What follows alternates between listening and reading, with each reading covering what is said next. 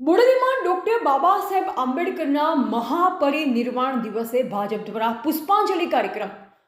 બોડેલીના અલીપુરા 4 રસ્તા પર દેશના મહાન મહાપુરુષ અને ભારતીય બંધારણના શિલ્પકાર ડોક્ટર બાબા સાહેબ આંબેડકરની પુણ્યતિથિ મહાપરિનિર્વાણ દિવસ નિમિત્તે આજે ભાજપ દ્વારા સ્મરણ અને પુષ્પાંજલિ કાર્યક્રમ યોજાયો હતો.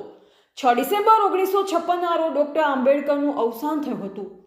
દલિત સમાજના હક, શિક્ષણનો પ્રસાર અને સમાજમાં સમાનતા માટે તેમણે જીવનભર લડત આપી હતી.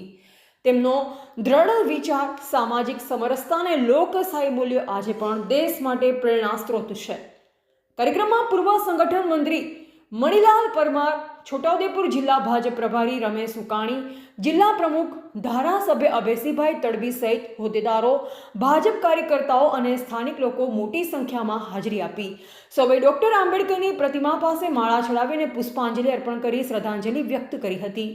કાર્યક્રમ દરમિયાન આગેવાનો દ્વારા ડોક્ટર આંબેડકરના વિચારો, આદર્શો અને દેશના લોકતંત્ર તેમજ બંધારણ પ્રત્યે આપેલા ઐતિહાસિક યોગદાનને યાદ કરવામાં આવ્યું.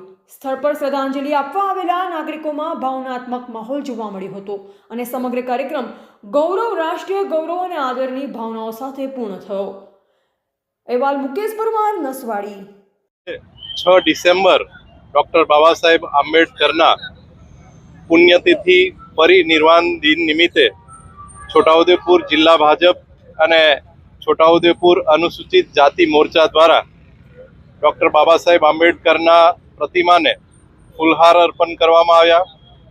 સાથે સાથે આજે બોડેલી ભગતવાડીની અંદર ડૉક્ટર બાબા સાહેબ આંબેડકરના આ પુણ્યતિથિ નિમિત્તે એક કાર્યક્રમનું આયોજન કરવામાં આવ્યું છે, જેમાં જે ભારત દેશને સરદાર વલ્લભભાઈ પટેલે ભૌગોલિક રીતે એક કર્યા અને ડૉક્ટર બાબા સાહેબ આંબેડકરે આ ભારતના તમામ લોકોને લાગણીથી, ભાવનાથી એકાત્મતાનો વિચાર આપ્યો અને આ દેશ માટે એમને જે બલિદાન આપ્યું છે, જે સંઘર્ષ કર્યો છે, એને યાદ કરવા માટે આજે અમે આ કાર્યક્રમ રાખવામાં આવ્યો છે, જેમાં ગુજરાત પ્રદેશ ભારતીય જનતા પાર્ટીના પૂર્વ સંગઠન મંત્રી એવા મણિલાલ પરમાર સાહેબ તથા અમારા છોટાઉદેપુર જિલ્લા સંગઠનના પ્રભારી રમેશ સુકાની સાહેબ આ કાર્યક્રમની અંદર વક્તા તરીકે આવ્યા છે, તો એમને માર્ગદર્શન અમે લઈશું.